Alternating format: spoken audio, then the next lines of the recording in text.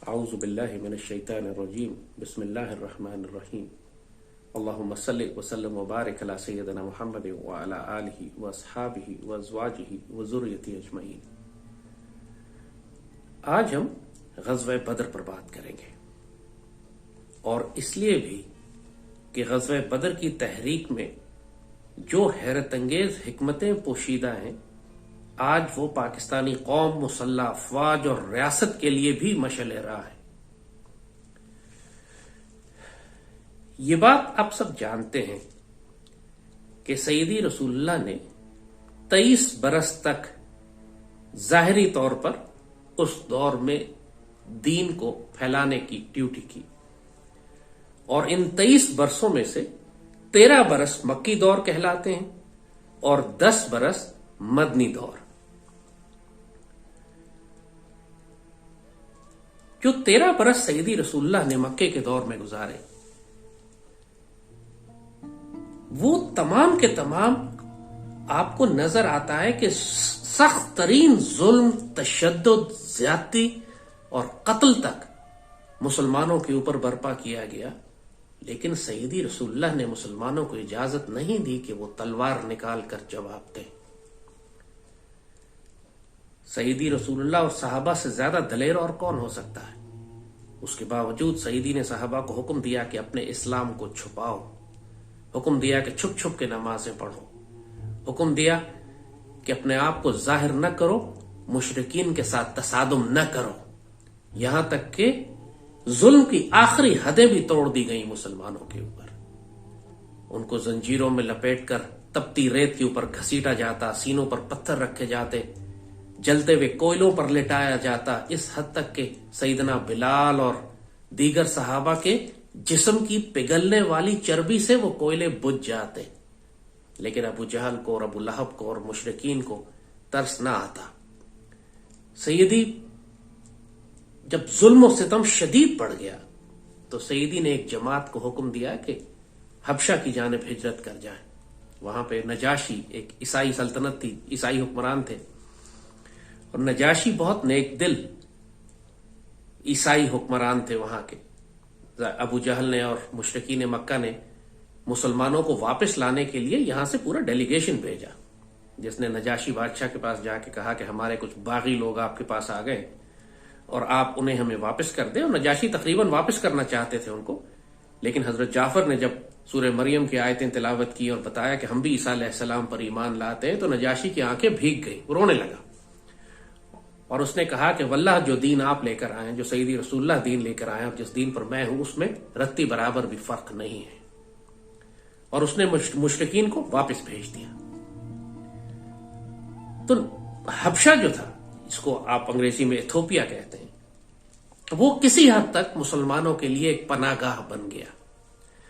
लेकिन जाहिर है वो एक ईसाई मुल्क था, वहां पे एक ऑलरेडी एक हुकूमत और रियासत मौजूद थी, एक बादशाह मौजूद था, तो वहां मुसलमान एक आर्जी तौर पर पनाह तो ले सकते थे, लेकिन वहां कोई मुसलमान रियासत कायम नहीं की जा सकती थी।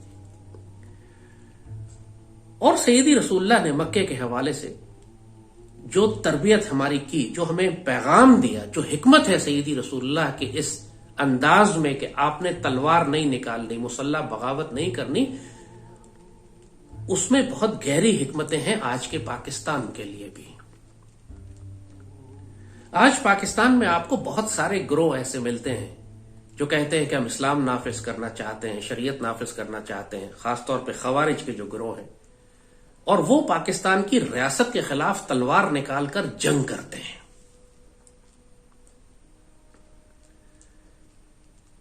सैयदी रसूलुल्लाह ने मक्का के मुशरिकीन के खिलाफ तलवार निकालने की इजाजत क्यों नहीं अता फरमाई? हालांकि सारी रूहानी ताकतें आपके साथ थी, जिब्रील आपके साथ हैं, अल्लाह आपके साथ है, मोमिनीन आपके साथ हैं, मलाइका आपके साथ हैं। आप पूरे उस 13 साला दौर में सैयदी रसूलुल्लाह के वजूद मुबारक ने इतने मोज़े करके दिखाए। मिराज के वाक़े पे आप तशरीफ लेकर गए, बुर्राक आपके साथ है, उसके बावजूद मुसलमानों ने मुशरिकीन से जंग क्यों नहीं की? आने वाले वक्तों के लिए मुसलमानों को यह पैगाम देना मकसूद था कि बेशक रूहानी ताकतें तुम्हारे साथ हों, लेकिन जब तुमने दुनिया में कोई स्ट्रैटेजी और प्लानिंग बनानी है तो अपने वसाइल को सामने रखना है।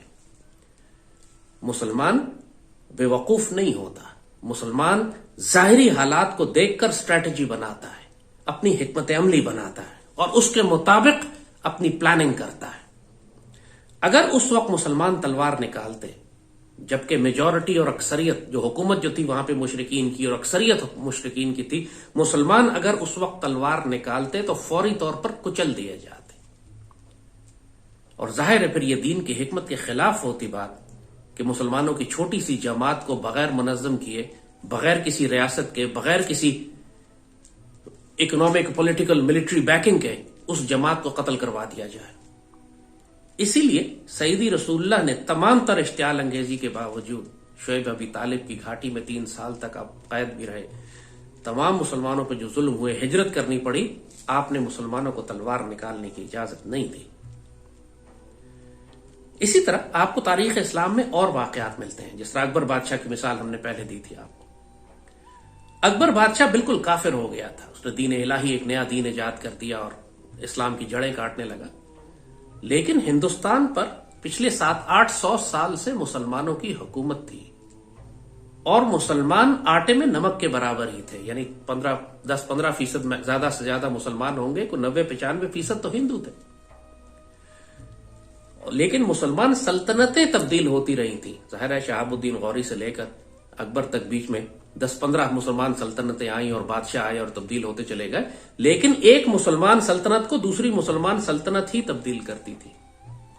और उस पूरी अक्सरियत वाले मुल्क में, हिंदुस्तान में, मुसलमानों की तादाद जैसे कहा 5 या 10% से ज्यादा नहीं थी। अक्सरियत 90-95% तो हिंदू थे। तो जब अकबर बादशाह ने बगावत की अल्लाह उसके रसूल सल्लल्लाहु अलैहि वसल्लम के दीन से, तो हजरत मुजद्दिद अल्फसानी ने उसके खिलाफ मुसल्ला जहाद का ऐलान नहीं फरमाया, क्योंकि अगर उस हुकूमत को गिरा दिया जाता, मुसलमानों की हुकूमत तबाह हो जाती, तो फिर उसको रिप्लेस करने के लिए उसकी जगह पर हिंदुओं ने ही आना था और इतना बड़ा खतरा फिर नहीं लिया जा सकता था।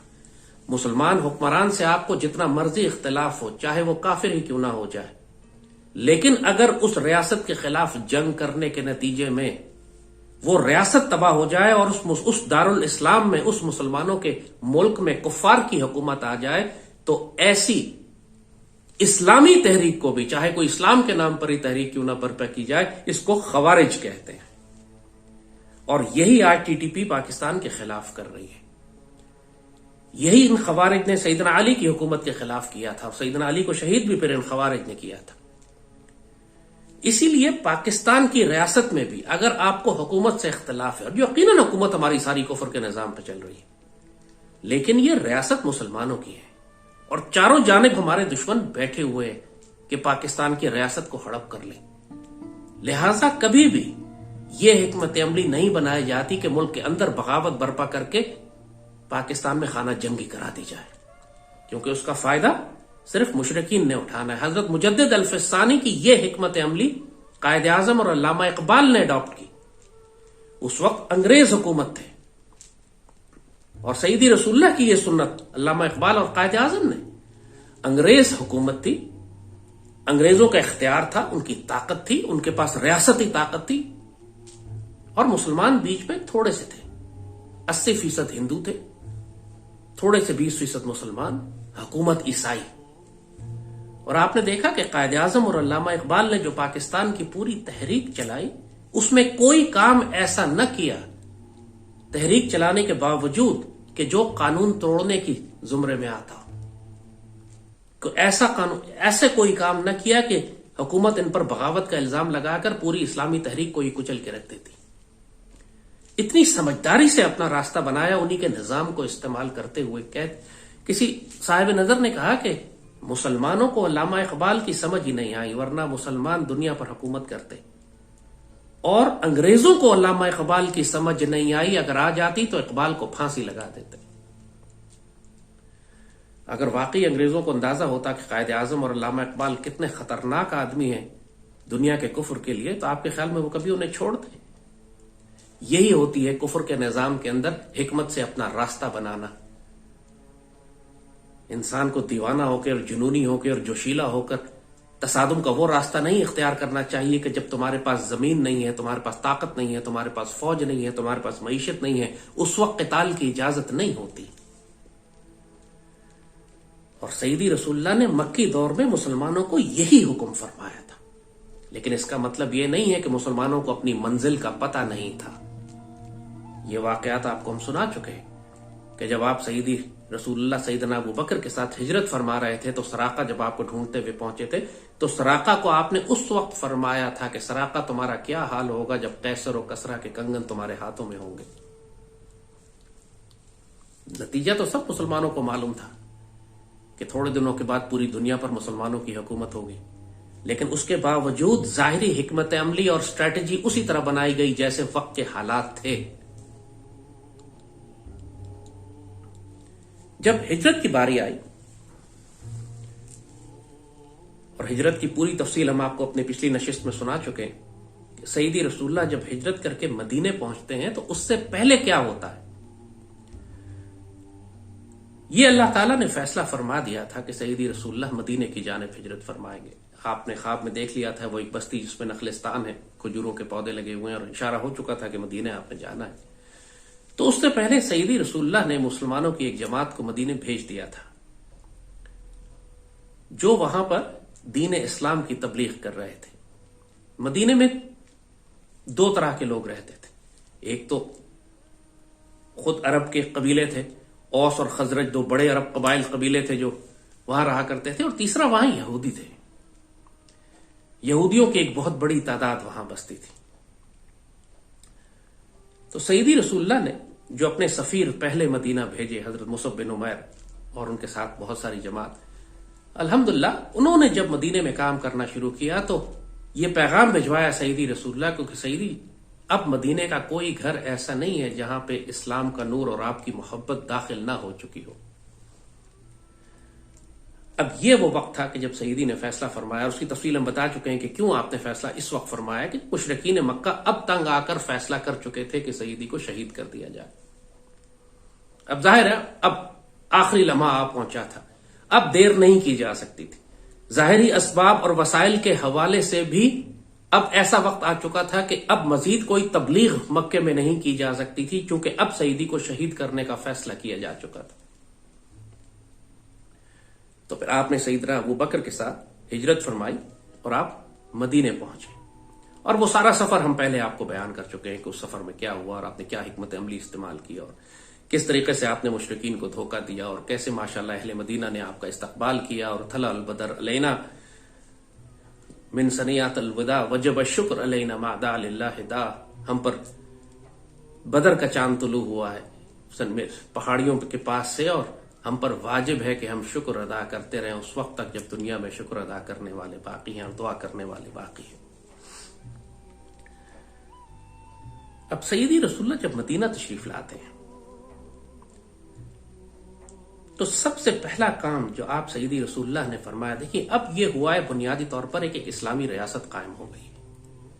पहले आप मक्के में जो थे वहां इस्लामी रियासत नहीं थी, वहां आप अकलियत में थे और सिर्फ तबलीग का काम कर रहे थे। लेकिन प्लानिंग और स्ट्रेटजी सारी यही थी कि इंशाअल्लाह आने वाले वक्तों में एक इस्लामी रियासत कायम की जाएगी। और फिर हिजरत फरमाई गई मक्के से मदीने की जानिब, और मदीना पहुंचते ही चूंकि वो सारे कबाइल सईदी रसूलुल्लाह का एहतराम करने वाले थे, उनके दिलों में इस्लाम दाखिल हो चुका था और बहुत बड़ी तादाद में लोग मदीने में मुसलमान हो चुके थे। और सईदी रसूलुल्लाह का एक स्टैचर और एक मकाम पूरे 13 साल तबलीग करने के बाद अरब में एक रोब और दबदबा कायम हो चुका था कि एक मुबारक वजूद है कि जो मुशरिकीन मक्का की इतनी बड़ी जमात के खिलाफ खड़े हैं और एक नया दीन लेकर आए हैं, और उस दीन की बड़ी इज्जत थी कबाइल में। तो जब आप मदीना पहुंचे तो आपने तमाम कबाइल को इकट्ठा किया और एक एग्रीमेंट साइन किया पहले, यानी पहला कॉन्स्टिट्यूशन साइन हुआ। ये देखिए जैसी रियासत कायम की गई, एक मीसाक, एक एग्रीमेंट, एक कॉन्स्टिट्यूशन को पहले साइन किया गया और उसका नाम मीसाक मदीना रखा गया। और उस अरेंजमेंट के तहत, उस कॉन्स्टिट्यूशन के तहत, उस आइन के तहत सईदी रसूलुल्लाह इस पूरी रियासत के अमीर और सुल्तान अमीर करार दिए गए।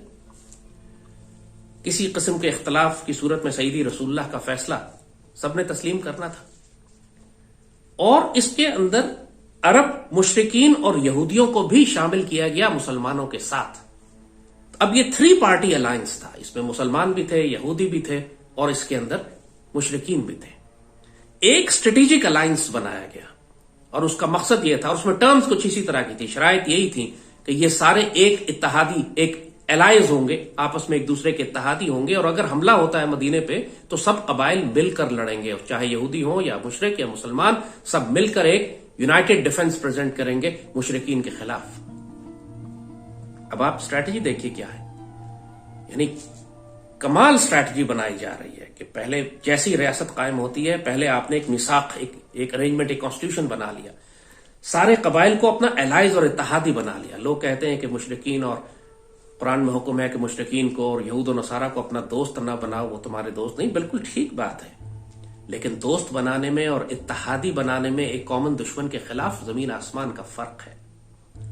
यहां सईदी रसूलुल्लाह ने यही हिकमत इख्तियार फरमाई कि आपने मुशरिकीन के बड़े दुश्मनों के खिलाफ, जिनसे आने वाले वक्तों में आपकी जंगें होने वाली थी, आपने मदीने के यहूदियों और मदीने के दूसरे गैर मुस्लिम कबाइल को साथ मिलाकर मुसलमानों के साथ एक स्ट्रेटेजिक अलायंस बना लिया, एक बड़ा फ्रंट क्रिएट कर लिया। और जब मदीने में आपने अपनी रियासत कायम करके एक अरेंजमेंट बनाकर अमन कायम कर लिया, अब यह वो वक्त था कि जब आपने मक्के की रियासत के खिलाफ एग्रेसिव कैंपेन्स शुरू कर दी। उससे पहले तलवार निकालने की इजाजत नहीं थी, लेकिन अब जारहाना इकदाम किए जाने लगे। आपने अपने स्काउट्स भेजना शुरू किए, अपने जासूस भेजना शुरू किए, मुसलमानों की रेडिंग पार्टीज जाती थी जो जाती थी और मुशरिकीन को नुकसान पहुंचाती थी। अब ये बराह रास्त इनके साथ तसादुम की तैयारियां शुरू हो रही थी, क्योंकि आने वाले वक्तों में तसादुम तो होना ही था। अब आपकी सिमिलैरिटीज देखिए जो पाकिस्तान की रियासत के साथ है। अल्लामा इकबाल और कायद आजम ने वही हिकमत अमली इख्तियार की जो सईदी रसूलुल्लाह ने कुफार की हुकूमत के दरमियान रास्ता ऐसे निकालो कि बगैर तसादुम के अपना काम कर ले, अपनी रियासत कायम कर ले। उसी कौनी कुफार को इस्तेमाल करते हुए पाकिस्तान की रियासत बनाई गई। फिर मुसलमानों को हुक्म दिया कि तुम हिजरत करके पाकिस्तान की जानिब आ जाओ, वही जिस तरह मक्के के माशाल्लाह सईदी रसूलुल्लाह ने सारे मुहाजिरीन को मदीने की जानिब भेजा था। पाकिस्तान पहुंचने के फौरन बाद हमारे बुजुर्गों ने इस मिसाक पर कायम करना काम शुरू कर दिया था कि पाकिस्तान का मिसाक मदीना क्या होगा, पाकिस्तान की कॉन्स्टिट्यूशन, हमारा आइन क्या होगा, जो आगे जाके करारदाद मकासिद की सूरत में सामने आया, तो ऑब्जेक्टिव रेजोल्यूशन, वो हमारा मिसाक मदीना था कि किस किस्म की इस्लामी रियासत हम पाकिस्तान में कायम करेंगे। और जैसे ही पाकिस्तान बनता है, आपने देखा कि उसी लम्हे से इन्हीं मुसलमानों ने, उन्हीं कायदे आजम ने, जिन्होंने पूरी तहरीक नॉन वायलेंट चलाई, और सिर्फ पाकिस्तान बनने से पहले वो भी तसादुम भी हुआ तो हिंदुओं के साथ, अंग्रेजों के खिलाफ उन्होंने कोई तसादुम और बगावत बर्पा नहीं की, लेकिन पाकिस्तान बनने के फौरन बाद कायदे आजम ने मुसलमानों को हुक्म दिया कि तलवार निकालो और कश्मीर आजाद कराने के लिए चले जाओ। और बाकायदा हमारी वो कई साल, 1.5-2 साल जंग चली कश्मीर में। बिल्कुल इसी तरह जब सईदी रसूलुल्लाह मदीना पहुंचते हैं, आपने मुसलमानों को जंग की तैयारियों का हुक्म दे दिया। मुसलमानों का सारा जो अंदाज था, जो स्ट्रैटेजी थी, वो नजर आ रही थी कि मुसलमान एग्रेसिव पोस्चर में आ गए। पहले डिफेंसिव था और अब एग्रेसिव पोस्चर है। और अगले ही साल, 2 हिजरी की हम बात कर रहे हैं, 2 हिजरी का मतलब है कि हिजरत किए हुए अभी सिर्फ 1 साल हुआ है और 2 हिजरी शुरू हो गई है, और रमजान का महीना था और 17 रमजान थी।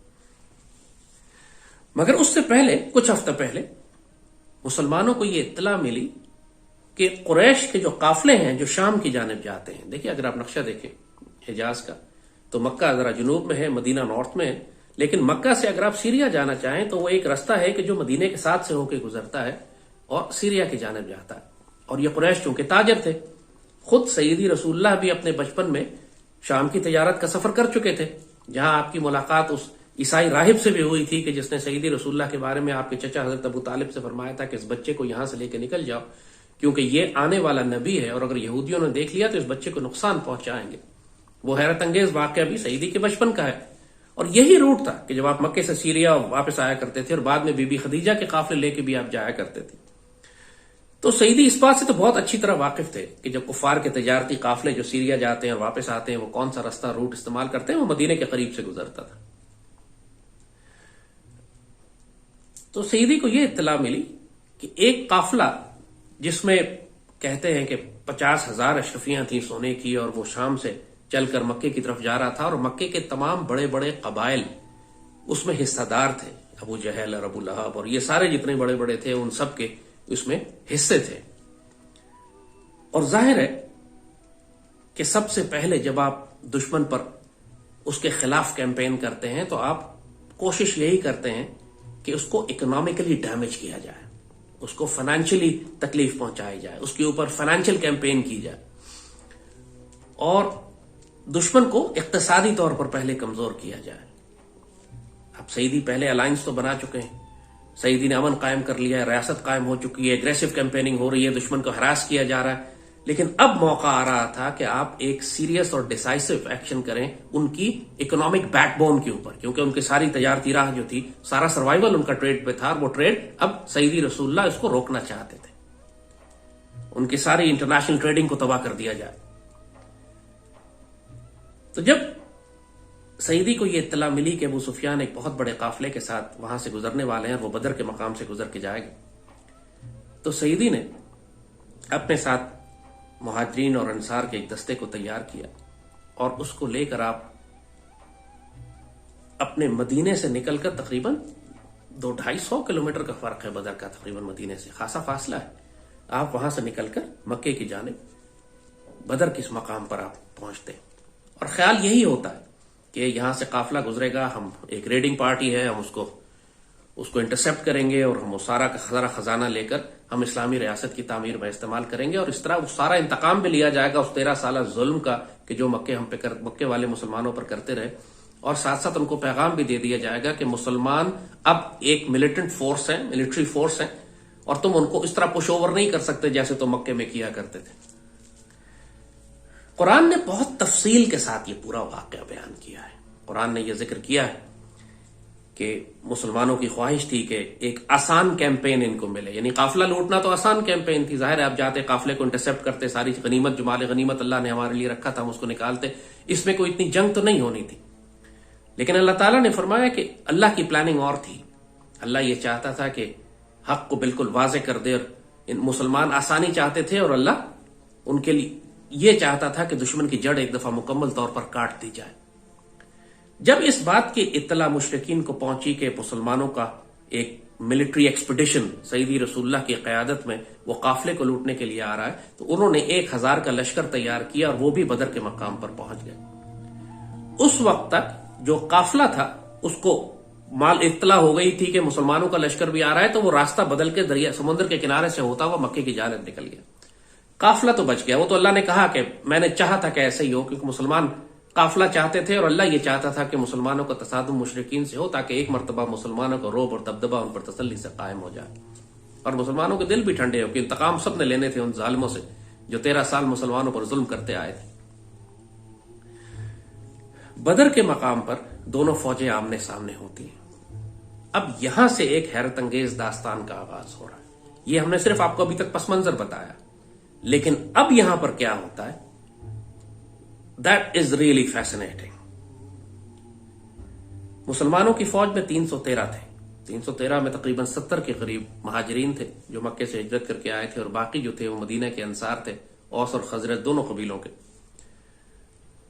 बहुत कम घोड़े, मेरे ख्याल सिर्फ 4 घोड़े थे, कुछ तलवारें थी, कुछ नेजे थे, कुछ के पास लाठियां थी। मतलब मुसलमान जाहिर जंग के लिए नहीं आए थे, मुसलमान एक रेडिंग पार्टी थी। हम एक आए थे कि उनके इकोनॉमिक कॉरिडोर को हम तबाह करेंगे। जिस तरह पूरी दुनिया में भी आप देखते हैं कि इकोनॉमिक कॉरिडोर्स को, गैस लाइंस को, ऑयल सप्लाई लाइंस को तोड़ने के ये पुरानी जंग है कि दुश्मन को जब आपने नुकसान पहुंचाना होता है तो आप उसकी इकोनॉमिक्स को तबाह करते हैं। मुशरिकीन के पास 1000 सिपाही थे, उनमें कई 100 घुड़सवार थे और हर कोई मुसल्ला था। इस गजवे से पहले सईदी रसूलुल्लाह ने एक रात पहले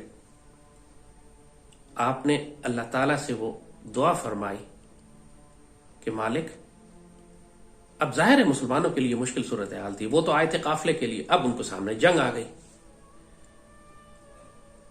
और अब सईदी रसूलुल्लाह ने यहां से अल्लाह ताला से दुआ फरमाई कि मालिक, अगर आज ये जमात कट गई जो आपके दीन के लिए आई है यहां पर, तो फिर कयामत तक कोई आपका नाम लेने वाला नहीं होगा। जाहिर आप स्टेक्स देखिए क्या है। खुद सईदी रसूलुल्लाह तशरीफ रखते हैं, तमाम बड़े सहाबा हैं, सईदी की सारी इन्वेस्टमेंट 13 साल तक आपने जो 14 साल तक जो आपने मेहनत की, जो आपने कुर्बानियां दी, वो सब की सब दांव पे लगी हुई थी इस एक मौके पर। एक डिसाइसिव एंगेजमेंट थी। अल्लाह ना करे मुसलमान शिकस्त खा जाते तो सईदी ने जैसे फरमाया कि कयामत तक आपका नाम लेने वाला मालिक कोई भी नहीं होगा। मगर उसके साथ साथ कुछ और हैरत अंगेज बातें भी हैं। एक जानिब तो आप सईदी अल्लाह से दुआ कर रहे हैं कि मालिक ये सूरत हाल है, लेकिन दूसरी जानिब सईदी रसूलुल्लाह ने जो जंगी हिकमत अमली बनाई, जो स्ट्रेटजी बनाई, वो इतनी हैरत अंगेज और शानदार है। आपने फौरन पहुंचते ही पहले पानी के कुओं पे कब्जा कर लिया कि दुश्मन को पानी ना मिले, आप उसको लिए। आपने टेरेन का इंतखाब कैसे किया कि मुसलमानों को सख्त जमीन मिली, उनको रेतीली जमीन मिली। आपने अपनी तमाम डिप्लॉयमेंट इस तरह की, अपने सहाबा को इस तरह खड़ा किया। मस्जिद अरीश, एक वहां पे मस्जिद है बदर के मकाम पर, वहां पे सईदी रसूलुल्लाह ने अपना खैमा लगाया और आज उस जगह एक मस्जिद बना दी गई है। और उस खैमे के साथ सहाबा ने एक छोटी सी कंटिंजेंट, एक फाइटिंग पेट्रोल सईदी के साथ एक क्लोज प्रोटेक्शन डिटेल भी खड़ी कर दी, जो सईदी के पर्सनल बॉडीगार्ड्स थे। और प्लानिंग यही थी, सारी प्लानिंग जो बनाई गई, देखिए कंटिजेंसी सारी देखी गई इसके अंदर। अल्लाह से दुआ भी की गई, साथ साथ बैटलफील्ड को और टेरेन को भी इस्तेमाल किया गया, मगर साथ साथ एक कंटिजेंसी प्लानिंग भी की गई कि अल्लाह ना करे अगर हालात खराब होते तो साहबा ने फरमाया सईदी आप इन साथियों के साथ निकल जाइएगा, हम दुश्मन को रोकेंगे। क्योंकि अगर सईदी रसूलुल्लाह को कोई तकलीफ पहुंच जाती तो इस्लामी तहरीक को नुकसान पहुंचता। तो कमांडर इन चीफ की प्रोटेक्शन और हिफाजत के लिए भी बाकायदा प्लानिंग की गई। लेकिन असल जो डिसाइसिव फैसला था वो अल्लाह ताला की जानिब से उस दुआ की कबूलियत पे था जो सईदी ने उससे पहले फरमाई थी। कुरान पाक बहुत तफसील से जंगे बदर का वाकया लिखता है। फरमाता है कि 313 मुसलमान तो यहां थे, 1000 काफिर तो थे, लेकिन अल्लाह ताला ने सफ दर सफ हजरत जिब्रील अलैहिस्सलाम की कमांड में मलाइका को नाजिल करना शुरू किया। मस्जिद अरीश के पास दीवार के ऊपर एक बहुत बड़ा नक्शा आज भी बना हुआ है और पूरे मैदान जंग का नक्शा वहां पर मौजूद है। कहां कुफार की फौज आ रही है, कहां से मुसलमान की फौज गई है। और खूबसूरत बात यह है कि पहाड़ों के एक जानिब से बाकायदा मलाइका की फौज को भी आते हुए दिखाया गया है। उसका भी एक रूट था जहां से वो आई थी और मैदान जंग में मुसलमानों के साथ शामिल हुई। वो जो तसादुम हुआ मुसलमानों का मुशरिकीन के साथ, देखने में 313 और 1000 का मुकाबला था, असल में मुसलमानों की जानिब से कई हजार फरिश्ते भी शामिल थे। एक साहबी फरमाते हैं कि मैं एक मुशरिक को कत्ल करने के लिए उसकी जानिब भागा तो मैं करीब भी नहीं पहुंचा था और किसी ने उसकी गर्दन उड़ा दी। ये वो स्पिरिचुअल फोर्सेस थी कि जो मुसलमानों की मदद के लिए मैदान में आ चुकी थी। इस बात के बावजूद कि सईदी रसूलुल्लाह ने जाहिरी तौर पर सारी स्ट्रेटेजिक प्लानिंग की, सारा बैटलफील्ड एनवायरनमेंट उसी तरह सेट किया जैसे किसी प्रोफेशनल जनरल को करना चाहिए, मगर असल डिसाइसिव फैक्टर जो था वो अल्लाह की ताईद और मदद और मुलाइका का नजूल था, जिस पर बाद में किसी शायर ने कहा कि आज भी अगर फजाए बदर पैदा करें तो मलाइका सफ दर सफ उतर सकते हैं। और ये 2 हिजरी की बात है। सईदी रसूलुल्लाह ने जब उस जंग के बाद, उस जंग में जब घमसान की लड़ाई हुई जाहिर है, और उसके अंदर भी हैरत अंगेज वाकयात होते रहे रूहानी ताईद के। एक सहाबी सईदी रसूलुल्लाह के पास आए, उनके पास लाठी थी, उनके पास तलवार थी, वो तलवार टूट गई उनकी। वो भागे हुए सईदी के पास आए कि सईदी मुझे कोई दूसरी तलवार अता फरमाइए। सईदी ने अपने हाथ की छड़ी उनके हाथ में दे दी। जैसे ही उन सहाबी ने उस छड़ी को पकड़ा वो एक तलवार में तब्दील हो गई और वो सहाबी उस तलवार से लड़े और बाद में कई गज़वात में उस तलवार को इस्तेमाल करते रहे। इसी गज़वे में अबू जहल कत्ल होता है उन 2 भाइयों के हाथ जिनके साथ वो बड़ा जुल्म करता रहा था और जिन भाइयों ने फैसला किया था कि हम इसको कत्ल करेंगे। अबू जहल भी इसी में मारा जाता है। तमाम बड़े बड़े सरदार इनके मारे जाते हैं। एक फैसला कुन फतह मुसलमानों को मिलती है। 70 के करीब कुफ्फार कत्ल होते हैं, 14 मुसलमान शहीद होते हैं। उनमें महाजिर भी हैं, अंसार भी हैं। अंसार में औस और खजरज दोनों कबीलों के हैं। सबसे छोटा मुसलमान 17-18 साल का हजरत साद बिन नबी वकास के छोटे भाई थे। 14 मुसलमान शहीद हुए।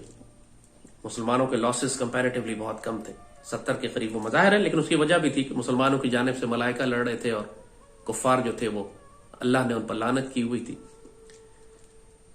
जब ये सारे कुफ्फार कत्ल करके मैदान जंग में फेंक दिए गए तो सईदी रसूलुल्लाह सहाबा के साथ उनके पास गए और मुखातिब करके उनको कहा कि इसका मफहूम है कि आज अल्लाह ने तुम्हें रुस्वा किया, तुम जलील हुए, अल्लाह ने जो हमसे वादा किया था वो सच्चा कर दिखाया और तुम्हारे वादे सब झूठे साबित हुए। तो सईदना उमर बड़े हैरान होकर सईदी से कहते हैं, सईदी ये तो मरे हुए हैं। तो सईदी ने फरमाया कि ये मरे हुए जरूर हैं, लेकिन मेरी हर बात को ये तुमसे ज्यादा सुन रहे हैं, बस जवाब नहीं दे सकते। उन मुशरिकीन को सुनाई खूब दे रहा था, मरी हुई लाशों को खूब सुनाई दे रहा था, बस जवाब नहीं दे सकते थे। अल्लाह ताला ने मुसलमानों को फैसला कुन फतह दी, मुसलमानों ने बहुत सारे कैदी पकड़े और फिर यहां पर एक नई डायमेंशन जो उससे पहले कभी इंसानियत ने देखी ही नहीं थी किसी मैदान जंग में, क्योंकि वो जमाना था जब ह्यूमन राइट्स का तो कोई कॉन्सेप्ट ही नहीं था। रोमन और पर्शियन एम्पायर्स थी और अरबों की आपस में कबायली जंगें होती थी। जंगी कैदियों को तो या कत्ल कर दिया जाता था या फिदिये में उनसे पैसे लेके बदला कर लिया जाता था, उनको रिहा कर देते थे फिदिये के बदले। मगर उनके ह्यूमन राइट्स का तो कोई तस्वर नहीं था कि उनके कोई राइट्स भी होते, कोई इंसानियत भी होती है। रोमन और पर्शियन एम्पायर में इनको स्लेव्स बना लेते थे और किस तरह उनके ऊपर जुल्म के पहाड़ तोड़े जाते थे। आपने अक्सर उनके रोमन और पर्शियन एम्पायर की अगर मूवीज वगैरह देखी हैं तो उसके अंदर जो जुल्म दिखाते थे इंसानियत के ऊपर, कोई ह्यूमन राइट्स तो कोई थे ही नहीं। यहां पर सईदी ने पहली मर्तबा इंसानियत को कयामत तक के लिए अहकामात दे दिए कि जो दीन इस्लाम के थे कि इनके साथ बहुत अच्छा, कैदियों के साथ अच्छा सलूक करो, जो खुद खाओ वो इनको खिलाओ, किसी पे टॉर्चर नहीं करना, किसी पे जुल्म नहीं करना। जो फिदिया दे सकते हैं इनको फिदिया दे के आजाद कर दो, जो फिदिया नहीं दे सकते इनको वैसे ही आजाद कर दो। जो पढ़े लिखे हैं वो मुसलमानों के बच्चों को पढ़ना लिखना सिखा दे तो उनको आजाद कर दिया जाएगा। ये वो ह्यूमन राइट्स और rights of the prisoners of war जो दुनिया ने 1400 साल के बाद, आज यूनाइटेड नेशंस और जेनेवा कन्वेंशन भी वो राइट्स नहीं लिख सकती, जो सईदी रसूलुल्लाह ने पहली मर्तबा जंग बदर में, पहली ही जंग में कयामत तक आने के लिए मुसलमानों के सामने वो वाज़े कर दिए।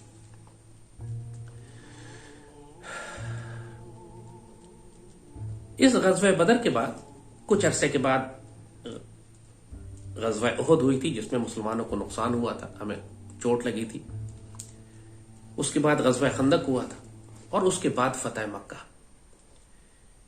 इस गज़वा बदर ने फतह मक्का के लिए दरवाजे खोल दिए थे। जो साहिब नजर और साहिब बसीरत लोग हैं ना, वो पाकिस्तान को मदीना सानी कहते हैं, इसलिए कि लफ्ज पाकिस्तान का मतलब भी मदीना तैयबा है। पाक का मतलब तैयबा है और इस्तान का मतलब मदीना है, और पाकिस्तान का मतलब ही मदीना तैयबा है। और 1400 साल की इस्लामी तारीख में ये वाहिद इस्लामी रियासत है जो रियासत मदीना की तर्ज पर अल्लाह ताला ने बनाई। उसी तरह मुशरिकीन से हिजरत करके मुसलमान पाकिस्तान आते हैं, उसी तरह मुसलमान पाकिस्तान पहुंचने के बाद जब रियासत कायम होती है तो उन्हीं मुशरिकीन के साथ हमारा तसादुम होता है। 65 की लड़ाई में अल्लाह ने हमें दुश्मनों के साथ तसादुम किया और हमारी इज्जत को रखा और दुश्मन कामयाब ना हो सका। 71 में ओहद की तरह हमें नुकसान पहुंचा। आजकल पाकिस्तान, अगर मदीने के हवाले से हम देखें तो आजकल पाकिस्तान गज़वा खंदक की सूरत हाल पर है, जब दुश्मनों ने हमें चारों तरफ से घेरा हुआ है। गज़वा खंदक को गज़वा अहज़ाब भी कहते हैं, कुरान में बहुत तफसील से इसका जिक्र है कि जब सारे कबीले और सारी फौजें आपस में इकट्ठी होकर आ गई थी, मदीने को घेर लिया था उन्होंने। आज पाकिस्तान इसी जगह पर मौजूद है, लेकिन गज़वा खंदक के बाद अल्लाह ने जब उस मुश्किल और मुसीबत से पाकिस्तान को मदीने की रियासत को निकाला तो उसके बाद फतेह मक्का था। और इंशाअल्लाह आज जब अल्लाह ताला पाकिस्तान को इस मुसीबत और मुश्किल से निकालेगा, कि जब वाकई आज आप देखते हैं कि पूरी दुनिया का कुफर जो है वो पाकिस्तान को घेरे बैठा है, दाखिली और खारजी गद्दार भी हैं, जिस तरह मदीने में उस वक्त है गज़वा अहज़ाब के मौके के ऊपर के दुश्मन बाहर थे और यहूदी पीछे से बनु कुरैज़ा के मुसलमानों की पुष्ट में खंजर मार रहे थे। आज पाकिस्तान की सफों के अंदर गद्दार मौजूद है, दुश्मन हमारी बाहर सफों में मौजूद है, हम घेरे में आए हुए हैं। लोग समझते हैं जो कुरान ने ग़ज़वा खंदक के मौके पर फरमाया था, ज़िलज़िलु ज़िलज़ालन शदीदा, मुसलमानों को हिला दिया गया ज़िलज़िले की तरह और उनके कल्ब उछल के हलक में आ गए थे खौफ के मारे। और इतनी मुश्किलात और इकोनॉमिक ब्लॉकेड, और वो वक्त था जब सईदी ने 2 पत्थर अपने पेट मुबारक पर बांधे हुए थे। आपको आज पाकिस्तान के खिलाफ इकोनॉमिक ब्लॉकेड और सैंक्शंस और हम पे पाबंदियां लग जाएंगी और घेरा हुआ है पाकिस्तान को, माशी तौर पे तकलीफ पहुंचाई जा रही है। जरा इसके बड़े प्रोस्पेक्टिव को भी समझे। ये मसला हुकूमतों का नहीं है कि एक हुकूमत बदल गई तो दूसरी हुकूमत की वजह से ये मुसीबतें आ रही हैं। ये रियासत पाकिस्तान है जो मदीना सानी है, जो दुश्मनों के घेरे में है। इसका कोई ताल्लुक हुकूमतों से नहीं है, इसका ताल्लुक इसके नजरिए से है, इसका ताल्लुक इसके मदीना सानी होने की वजह से, और इसका ताल्लुक इस बात से है कि काफरों को अच्छी तरह पता है कि इस रियासत ने फतेह मक्का के लिए दोबारा जाना है, अभी मुशरिकीन के मुल्क जिसको सईदी रसूलुल्लाह ने ग़ज़वा हिंद की बिशारत अता फरमाई। हम एक दफा फिर मक्का फतह करेंगे, जिस तरह सईदी ने मक्का फतह किया था, हम इंशाल्लाह दोबारा दहली लेंगे। ये सईदी का वादा है, इस पे किसी को शक नहीं होना चाहिए। ये मत पूछें कि कैसे होगा, तो क्यों होगा, तो कौन करेगा। हालात अल्लाह खुद बनाएगा। आप लोगों ने ये पाकिस्तान नहीं बनाया था, आपके बड़ों ने जिस तरह ये पाकिस्तान बनाया उसमें मलाइका और अल्लाह और उसके रसूल सल्लल्लाहु अलैहि वसल्लम की ताईद और मदद शामिल थी। नामुमकिनात में से था इस पाकिस्तान का बनना, लेकिन बन गया। नामुमकिनात में से था इस पाकिस्तान का बचना, लेकिन बच गया। और ग़ज़वा बदर की बात खास तौर पर हमें इसलिए करनी है कि वो जो 14 शोहदाए बदर हैं वो पाकिस्तान के मोहसिन हैं। उन्होंने पाकिस्तान पर भी एहसान फरमाया हुआ है। मुमताज मुफ्ती अपनी किताब लब्बैक में बहुत वाज़े लिखते हैं कि जब 65 की जंग हुई और पाकिस्तान पर हमला हुआ तो जाहिर है पूरी मुसलमान दुनिया बेचैन थी, और सईदी रसूलुल्लाह के कुछ खादिम मदीना शरीफ में थे। उनमें से एक ने ख्वाब देखा, अल्लाह के वली ने और दरवेश ने, कि सईदी रसूलुल्लाह जंगी लिबास में है और आपके साथ अहले बदर के शुहदा हैं, और आप उनसे फरमा रहे हैं कि पाकिस्तान जाओ, भारत नहीं। मुशरिकों ने पाकिस्तान पर हमला किया है, हमने पाकिस्तान की हिफाजत करनी।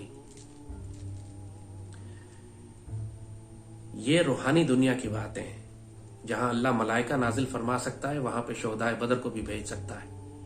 अपनी अक्ल में बात ना आए तो खामोश हो जाए, एतराज ना करें, अपने अमाल जाया मत करवा लीजिएगा। ये पाकिस्तान सईदी रसूलुल्लाह के लिए बहुत कीमती है। मेरे वालिद तोपखाने के अफसर थे, उनके साथ जंग में एक बहुत ही खूबसूरत मेजर आर्मर के टैंक यूनिट के मेजर अब्बासी थे। नई नई शादी हुई थी उनकी और बड़ा खूबसूरत जोड़ा था वो, और अच्छी फैमिली के थे। और 65 की लड़ाई शुरू हो गई और मेजर अब्बासी अपना टैंक लेके दुश्मन की सफों में घुस गए और शहीद हो गए। मैं स्कूल में जब छोटा था, 2री, 3री, 4थी क्लास में, तो हमारी क्लास टीचर थी मिसेस अब्बासी, बहुत ही मुहज्जब और नेक खातून, मगर उनके चेहरे पे मैंने कभी मुस्कुराहट नहीं देखी। जाहिर है इतना शदीद दुख वो अपना लेकर आई थी, नई नई शादी थी और शौहर उनका इतना आला और शानदार अफसर जो इस तरह शहीद हुआ। तो वो हमारी टीचर भी थी और हमारे पूरे खानदान में सब, जाहिर है चूंकि वालिद के साथ ही थे वो और सारा खानदान जानता था उनको, उनका दुख भी हम जानते थे। तो मेजर अब्बासी के वालिद 65 की जंग के बाद मस्जिद नबी में बैठे हुए थे, तो अचानक मस्जिद नबी के खादमों में, वहां जो मदीने में अल्लाह के वली और दरवेश बैठते हैं, कोई साहब आवाज लगाते फिर रहे थे कि यहां कोई पाकिस्तान से है। तो उनके वालिद ने कहा, जी मैं पाकिस्तान से हूं। तो उस आदमी ने करीब आके उनसे पूछा कि यहां कोई मेजर अब्बासी के वालिद हैं? तो वो हैरान हो गए, कहते हैं जी मैं हूं। तो आप क्यों पूछ रहे हैं, आपको कैसे मालूम कि मैं मेजर अब्बासी का वालिद हूं? तो उन्होंने फरमाया कि सईदी रसूलुल्लाह ने हमें हुक्म दिया, उनके ख्वाब में तशरीफ लाए सईदी, और सईदी ने हुक्म दिया कि यहां मेरा एक मुजाहिद मेजर अब्बासी, उसके वालिद आए, उनकी इज्जत करो, उनकी इज्जत करो, उनकी तकरीम करो कि उनका बेटा जो है वो मेरा मुजाहिद था। इस पाकिस्तान आर्मी की कदर और मंजिलत आप लोग नहीं जानते। इस बात आप लोग सिर्फ सियासी गलाजत में नापाक और पलीत सियासी लीडरों के पीछे जाकर अपने आप को सईदी रसूलुल्लाह का गुस्ताख बना लेते हैं। इस पाक फौज में जितनी मर्जी खराबियां हो, लेकिन ये सईदी रसूलुल्लाह की फौज है, और जब इस पर मुश्किल पड़ती है तो सईदी रसूलुल्लाह ग़ज़वा बदर के शोहदा के साथ इस पाकिस्तान की हिफाजत के लिए तशरीफ लाते हैं। जब इसके शोहदा सईदी के दरबार में पहुंचते हैं तो सईदी उनकी इज्जत फरमाते हैं, क्योंकि आगे जो काम इस फौज से लिया जाना है वो इतना बड़ा है कि आप लोगों की अक्लों में आने वाला नहीं है। इसी फौज से अल्लाह ने ग़ज़वा हिंद भी लेना है, और सईदी रसूलुल्लाह की हदीस शरीफ के मुताबिक ये फौज जब पलटेगी तो शाम में ईसा अलैहिस्सलाम को पाएगी, और उसके साथ बैतुल मक़दस शरीफ को आजाद कराना और यहूदी रियासत को खत्म करने की ड्यूटी भी इसी फौज की है। आपकी समझ में बात आए या ना आए, इससे कोई फर्क नहीं पड़ता कि जो तकदीर अल्लाह ने लिख दी है और सईदी रसूलुल्लाह ने बयान फरमा दी है वो होकर रहेगी। इसलिए जो मर्जी आपको सियासी, इस पाकिस्तान में हजार खराबियां हैं, लेकिन क्या हम पाकिस्तान को गाली देते? नहीं। क्या हम पाकिस्तान को तबाह करते? नहीं। इस फौज में हजार खराबियां होंगी, लेकिन हम इस फौज को गाली दे नहीं सकते। कल अल्लाह इसको कोई बेहतर सिपा सलार अता फरमा देगा तो यही फौज तब्दील होकर उम्मत मुस्लिमा की तलवार बन जाएगी। अभी तक हमने जो काम किए हैं पूरी मुस्लिम दुनिया में कोई और मुसलमान फौज ना कर सकी। अल्लाह ने किसी वजह से इस पाक फौज को एटमी ताकत बनाया है, किसी वजह से हमको मदीना सानी बनाया है, किसी वजह से हमको सईदी रसूलुल्लाह की इस पूरी सीरत मुबारक पे, उस सुन्नत पे हमको भी हिजरत करके एक इस्लामी रियासत का क़याम अल्लाह ने वजूद में लाया, हमें एटमी ताकत बनाया। हमारे भी बदर हो चुके हैं, ओहद हो चुकी है, हम खंदक के दौर में और फतेह मक्का नजदीक है अब इंशाअल्लाह। अल्लाह के राजों को समझें, सईदी रसूलुल्लाह से आगे पेशकदमी न करें, ज्यादा गुस्ताख ना हो जाए, जबानें ना चलाएं ज्यादा अपनी पाकिस्तान के खिलाफ और पाक फौज के खिलाफ। और बहुत जल्द आप लोग आजमाए जाएंगे, बहुत जल्द एक खौफनाक जंग होगी भारत के साथ आपकी। वो हमारा आखिरी फतेह मक्का की जंग होगी। नुकसान हमें होगा उसके अंदर, लेकिन नतीजा सईदी रसूलुल्लाह ने हमें पहले बता दिया है। ग़ज़वा बदर के शोहदा पूरी उम्मत के मोहसिन हैं। उन्होंने फतेह मक्का नहीं देखा था, लेकिन उम्मत के अफजल शोहदा कहलाते हैं। और सईदी ने फरमाया कि जो ग़ज़वा हिंद में फौज शामिल होगी उसके शोहदा को भी अफजल शोहदा कहा गया है। अल्लाह अकबर वलिल्लाहिल हम्द। इसलिए बार बार आपसे कहते हैं, अपने गुस्से में अपने आप को जहन्नुमी ना बना लेना, खवारिज ना बन जाना, जहन्नुम के कुत्ते ना बन जाना, इस पाक फौज पर हमले ना करना, क्योंकि इस पाक फौज पर सिर्फ मुशरिक और यहूद और खवारिज हमले करते हैं। चाहे तुम जबान से हमले करो या तलवार से, माफी नहीं है इसकी। इस फौज की इज्जत करो और कदर करो। आने वाले वक्तों में इंशाअल्लाह इसी फौज के साथ मलाइका भी होंगे और बदर के शोहदा भी, और इंशाअल्लाह अज़ीज़ सईदी के हदीस शरीफ के मुताबिक ग़ज़वा हिंद भी होना है और फतेह मक्का भी। अल्लाहुम्मा सल्लि व सल्लिम व बारिक अला सय्यिदिना मुहम्मद व अला आलिहि व सहबिहि वसल्लम।